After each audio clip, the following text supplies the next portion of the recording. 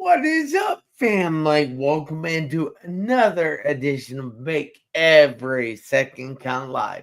With me, your host, and international award winning Make Every Second Count speaker. Now, I am so pumped up. I know. I'm always pumped up, but I really am tonight. We have a very, very, very special guest. And I am definitely thankful to have her on the show tonight. And we're not actually live. We're pre-recording this episode on Monday night because she had something come up for Tuesday night. And hey, I had to just cooperate with her because she's so important. But I ask you guys if you would please give us all kinds of thumbs up, hearts, frowny faces, cry faces. You can even get mad at us. I don't care. Just help us trick the algorithm on any of the socials that we're on. Also, keep the comments coming. We want to have more of a conversation than just a presentation. So I appreciate the comments. Also, I want to add that I'm a little under the weather. I keep losing my voice on and off, and it goes and comes back at strange times. So I'm sorry, but you'll have to bear with me for a minute sometimes. But with no further ado, I would like to bring Miss Abigail to the stage. Hey, Abby, Hey guys. how are you? Hey, I'm That's good. good. I'm just winging it, this thing called life, and loving almost every minute of it. Making every second count. So thank you for having me on the show. For sure. And I have to say that I realize that some moments might get difficult, and that's fine. But you only have to hang on to those moments for as long as you want to. If you Yeah. don't want to let them affect your entire day, then don't. It's totally up to you. So, if you guys don't know, my story is when I was 17, I was in a life altering car accident. I spent 2.5 months in a coma and 3.5 in the hospital. I was told I would never walk again. But guess what? I'm walking. And I am so excited about that. But I've learned some things since going through that whole journey. And I learned that we have to grow through a lot of things and not just go through things. So, Abigail, has there been anything in your life that you have had to grow through? Wow. Yeah. I followed your story.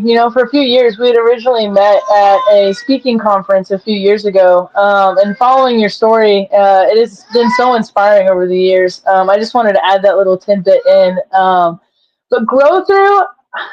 I mean, mine is very it's it's never just one thing, right? It's never just one thing. I lost my mother at a young age, and so losing her at a young age, I was almost 19 years old, and so I had gone through just a deep depression with that, and I had to figure out, okay, am I gonna, like you said, am I gonna mentally be stuck here, or am I going to figure out what's next for my life? And then having a child with special needs, it was one of those things where I had to adapt and grow and figure out what worked best for my family, my kids. Everyone has an opinion of how you should do things or what you should do. And growing through those moments that in the moment they feel completely like you don't have a lot of control. I think that the growth was figuring out different ways to find control in uncontrollable situations. Yeah, that makes a lot of sense. So, you were talking a little bit about the loss of your mother, and I also experienced that in 2016. Actually, it was right after I found out that I was going to be in a book, my first ever book. And I was so excited. I came home and I told my mom, and we got to celebrating. And then a couple days later, she passed away. And that was one of the toughest things that I had ever dealt with. But I made it through that. I came out the other side stronger. Is that something that you found that you came out of that experience stronger? I definitely can relate to that. Finding purpose in my pain is what I like to say it as, and like for my experience with my mom, it was a lot that came after her death. Within 6 months, I had or I found out I was pregnant with my first child, and it was a little girl. And so tons of emotions tied to that.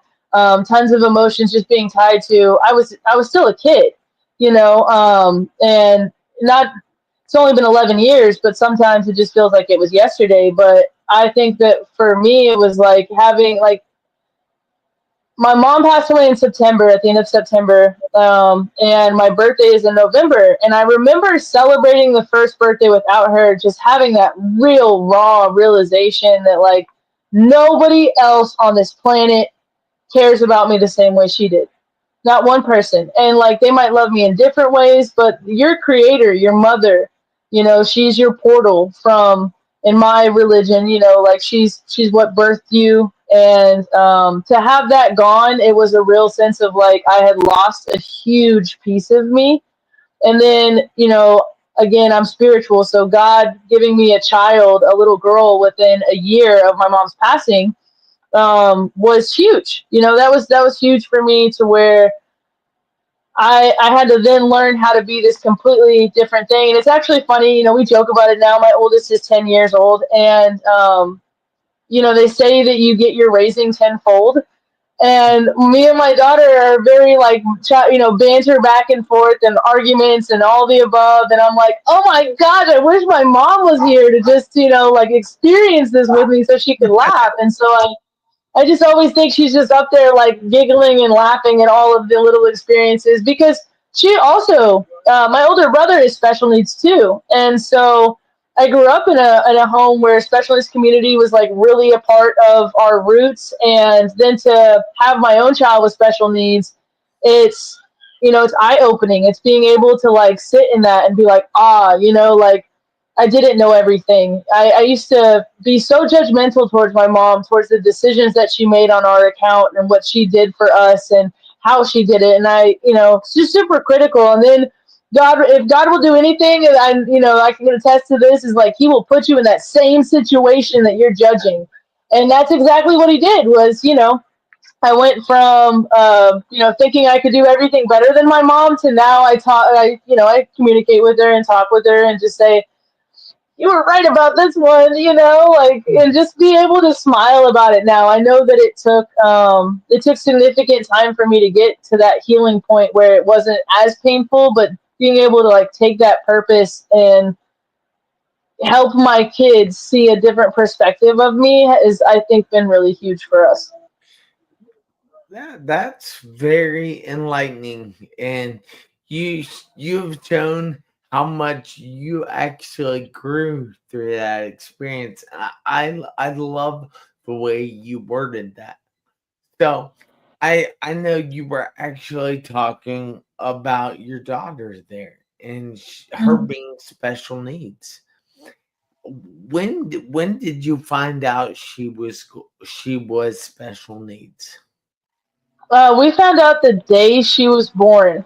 So the very day she was born, she came out and she was blue, right? So 50% of kids with Down syndrome have heart defects, and she was in that 50% pool. And so she had come out and she looked like a Smurf, and just a little chunky thing, big head, big body, but she was like a blue tint. And then the nurse just kind of looked at me and then looked, and she just kind of was like super puzzled. And then she went and got a nurse that looked like she had more experience, And the charge nurse came in. I assume that's who that was. The nurse that was in charge of the floor came in and she said, "Has anyone told you that your child may have Down syndrome?" And I was like, "No, nobody's told us that." Like we had multiple ultrasounds, we had all of this through Shawnee Mission Medical. Like no one let us know that. And then they said, "Well, we're going to do a blood test, but I have been doing this for a significant amount of years, and there are characteristics that your child would have Down syndrome." And I was in such denial. I was like, "No, my older daughter looks like that, the almond eyes, the puffy cheeks." Like I was just showing nurses after, not immediately after I gave birth, but time went by, and it took about 2 days for the blood test to come in. And in those 2 days, the nurse that they brought in was actually a mom that had a Down syndrome mom. And so she came in and, she was trying to comfort me in different times when I was like, I kind of wanted to accept it just because that's how I am. I'm like, oh, like, what if they are right? And I had some really good conversations with her where she was like, it's okay to grieve the healthy child that you thought you were going to have. It's okay that that's a totally normal experience to just grieve that. But we didn't find out till the day of. So then everything changed in a day. Yeah. And what was it like finding out that news? I mean, was it life shattering to you at the time, or did you accept it, or how did you take that news? So like I said, at first it was definitely I was hardcore core in denial. Like the first couple of days. So because of her heart issues, we were in the hospital for about a week and a half when she was first born. And I processed. I'm still today working on where I'm like actually breaking down and processing things and giving myself more time and grace to do that. But at that stage, I was still pretty young. I was like 24, and so I processed the denial, and then the blood test came back, and I accepted that she had Down syndrome, and then I was kind of shattered in a way because I knew my world. Like at that time, I was going to school. I wanted to be a lawyer, and so I just thought that everything that I had planned out, it was all going to change because then this meant that because was born with heart issues and some other health concerns, it was just going to be. I mean, we went to the doctor for the first 8 months of her life 4 times a week. We had the special care clinic. We had, the OT, the PT. We had all these different clinics. And at the time she was born, we lived an hour and 20 minutes away. Wow. So it was a complete thing where it's like, okay, well, number one, how are we going to afford 2 kids? And the father of my kids at the time, I mean, he made like $15 an hour, and so it wasn't in my mind. I'm just freaking out. I'm like, how am I going to do this? How am I going to provide for them? Yeah, wow. That has to be a tough thing to have to deal with when you're 24. I mean, you're just a kid at 24. And Oh I yeah. I realize that you're actually an adult, but you're still a kid at 24. I mean, Yeah, no, I know exactly what you mean. You get, and I'm gonna be 32 this year, and so now it's like it, that felt like a whole. I'm still a kid, yeah. I still got lots of years on me, but to look back 8 years later, and you're like, wow, your mindset changes, and everything just changes over a period of times if you allow it to. I think if you allow it to. yeah.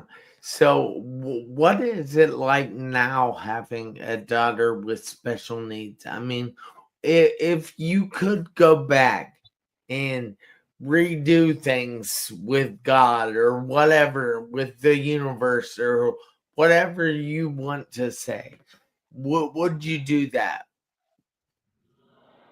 Would I replace Isabel with something else? No. No. There's not a chance, and that's just who I am. Again, I grew up in the special needs community, so I know that they just have special needs, and Isabel is no different. There are certain moments that she needs extra attention. She needs extra resources. And those are just things that, like, I'm really big on what school district will we go to because of the special needs program, and what is she learning? I don't want a babysitter. And and so everything comes with challenges, and it's another just thing that we joke about to get by. But like my older child that is atypical, that was born with not any mental delays or anything, she's really the hard one, like she's has her own special needs and arguments and stuff. And so raising kids in general is hard, and I'm not trying to like downplay the different needs that Isabel has, because she has her moments and she has her extra expenses. It is definitely a lot more expensive to have a special needs child than it would be to just have a typical child. I spend $100 a week on diapers. Yeah. So So what kind of adjustments did you have to make in your own life to be able to live the lifestyle that she needed? well, where I started was I kind of like put together I wrote down things that really mattered, that I needed at the time, right? And things have significantly changed over time. Her needs, as she grew, her needs got different. But the first thing was that there was no way that I was going to be able to financially support us in a comfortable way and do all of the scheduling and all of that stuff. And so I built my own company. I started Treasure Nest in 2018. And in 2018, at first, I opened a store, and then I started doing online estates, and then I started buying truckloads. And that I'm saying it like blah blah, but it was like waves. Like God would give me an opportunity, and I'm like, I gotta take it. I can't afford not to take this opportunity that God is giving me right now. And so whether it worked out or not, it got me one step closer to being comfortable. And so after building that company and kind of seeding with it and putting in long hours and all kinds of stuff that goes into running a business and being a mom, in the wee hours of the night, it morphed into knowledge. And so all of those experiences, it brought me more knowledge on how can I give us a comfortable life better. And so now today, with my 7 streams of income, each one of the stream gives me another opportunity to build or maneuver or kind of work around our life, And so the big thing for me was establishing multiple streams of income, so I'm not reliant on just one. That is amazing. I know 7 streams of income isn't a easy thing to get. I don't have near 7, so that is pretty awesome. I have to say, great job, Abigail. Well, thank you. Yeah, and I mean, and I don't want they all, and that's why I say like they're seasonal.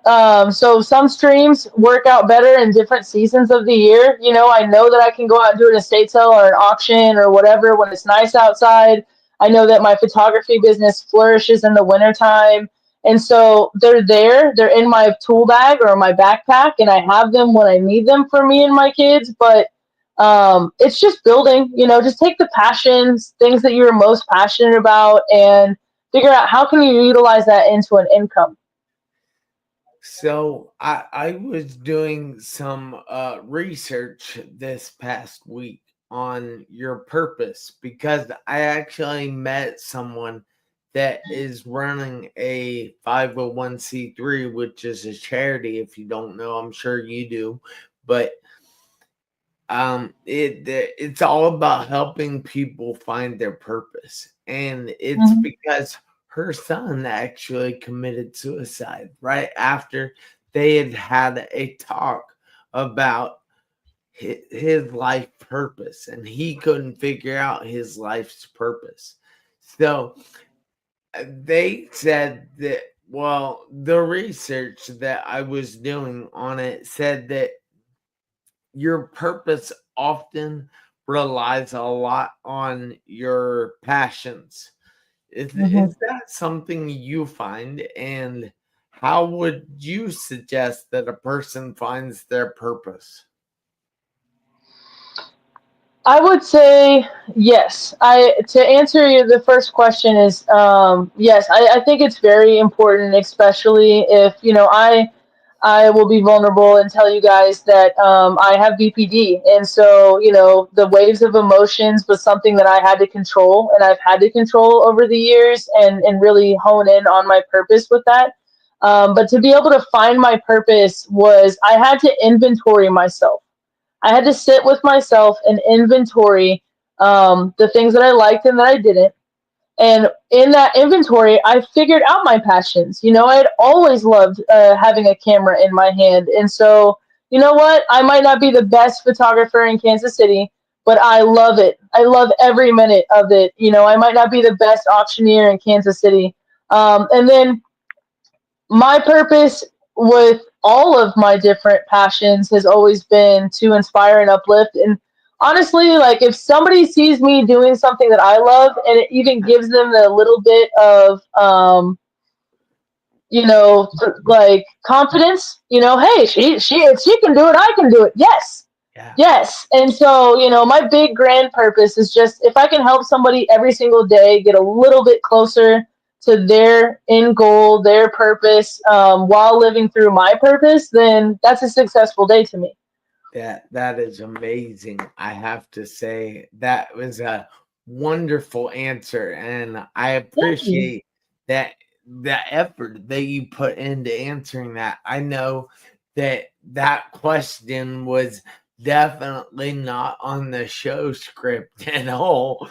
Uh, Actually, a lot of the questions that I throw out to people aren't on the show script because I do the show live, and Mhm. I don't know if there's something that comes up and I want to know, I ask it. It's Yeah, and kind of I mean funny. that's the beauty of podcasts, I think, though, and what I've with our podcast, the one that me and my co-host, we host every Saturday, and it is pre-recorded because of our hectic schedules. But I found that like when we can just sit there and just talk about life and what's going on and how are we experiencing it, because people are going to experience the same moment in the same room differently every Yeah, time, and just to hear someone perspective. else's perspective, it's beautiful. Yeah, that's really cool. I appreciate talking to you about this stuff. So I'm curious though. So let's say somebody out there is going through something. It might be different than you. I mean, they might not be raising a special needs child. They might not be going through 7 businesses figuring out which one they can make money during this season at. But let's say they're having an issue. How Mhm. what are 3 suggestions that you would have to help them grow through what they are going through? Well, whoa, that's I never like to take my spiritual journey and force it on anyone. Right. So I can only speak on my own life, and on my own life, I personally believe that God is in control, and that gives me a lot of power. Right? If I know that He's in control of the big things, and that I just need to stay on my aligned path, and so I pray a lot. I pray a lot, and that has become a everyday habit for me. And what that does is that gets my mind focused in on what can I control and what can't I control. The things I cannot control, I pray about. The things that I can control, I go do. The second thing is I would just again taking that inventory of yourself. I learned that in AA, and it's just something that just clicked with me. It was like, okay, if you can inventory your whether whatever it may be, if it's finances, then write down what you're good at making money at and what you're not. I was a server for many years, and when I was serving tables, I was great at talking to people. And it's funny how like all of those pros ended up manifesting into my current career. And then the third Hold thing on. would just be give yourself grace. So I think you might have just dropped a huge bomb in there. So, you talked about AA. Mhm. Why were you in AA? So why I started AA was my ex-boyfriend.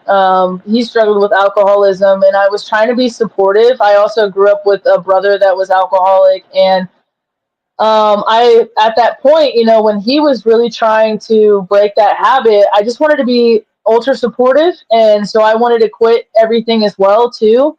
But what happened was that my own experience of detoxing and quitting alcohol and anything that was like a toxin to my body, and just being very conscious and clear of what I put in my body, that was a huge game changer for me. Again, I always try to stay away from forcing my beliefs on anyone else. But what I have learned about alcohol is it is bad spirits.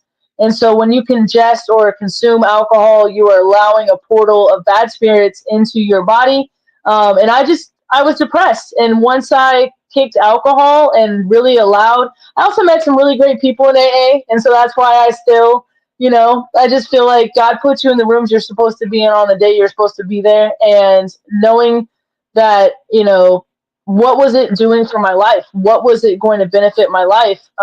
It didn't. It wasn't. And so I had to make a conscious and clear decision that if something was in my life that was not going to benefit me or my children, or add to us, definitely nothing inside of our box that was going to take away from the alignment and the focus of where we need to be.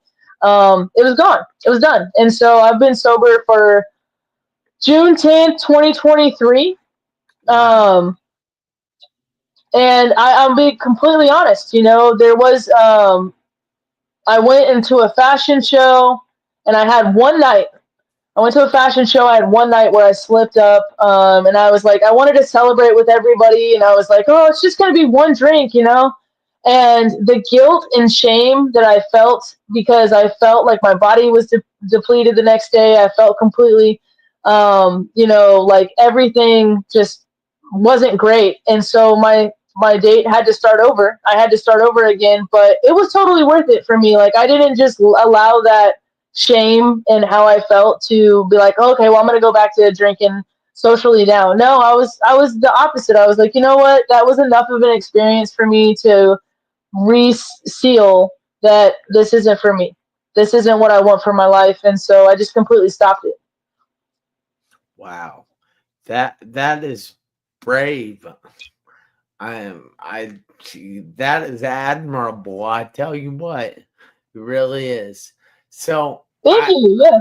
I know that I kind of interrupted your flow in there about you were speaking about the three ways for people to get past grow through the things they're growing through, and your Mhm. first one was you Pray. pray a lot and you're very spiritual.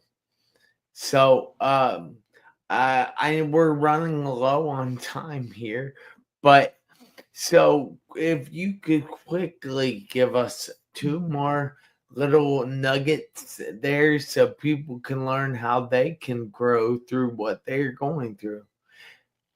I would say either prayer or lock in with a higher power. Okay, that's number one. Number two is be able to take a inventory of yourself, your mind, your spirit, your body. What's working, what's not. Cut out anything that is not. You should be dieting, and not in a food sense, but in a spiritual or awakening sense. Diet, and then the third thing is give yourself time and grace. I think a lot of times I talked about, the shame of backslipping or going back to comfortable habits and things like that. And people will just say, I messed up, I'm done. I'm not gonna continue on this journey because I've already messed up. That's not true. You can start again tomorrow. You can start again right now. And so for me, those are my three. If I stay and know where I'm at and what I'm doing, then just locking in with yourself is changing. You can change whatever you want if you can mentally control that. fantastic advice. But Thank I you. have one other question here before I let Okay. you go. And that is, what exactly does make every second count mean to you? To me, make every second count. It means that you were given today for a reason, and you may only have today. And so, whatever you're feeling in today, you should be present for it.